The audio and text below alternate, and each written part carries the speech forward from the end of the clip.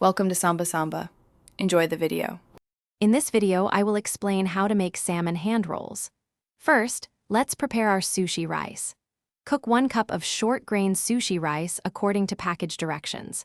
Once cooked, gently fold in a mixture of 2 tablespoons of rice vinegar, 1 tablespoon of sugar, and 1/2 teaspoon of salt.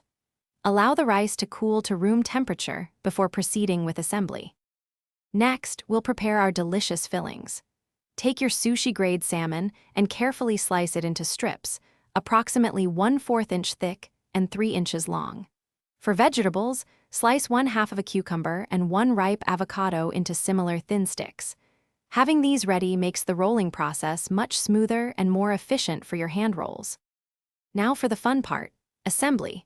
Take 1 sheet of nori and place it rough side up on a clean surface.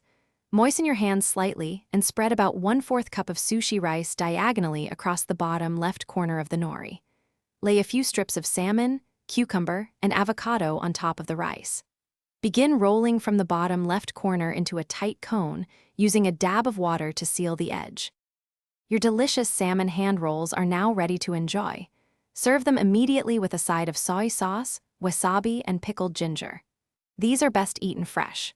Feel free to get creative with your fillings next time, perhaps trying spicy tuna or even some crispy tempura shrimp.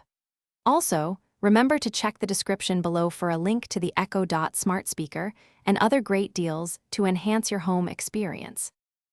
Thanks for watching. Consider subscribing if we helped you.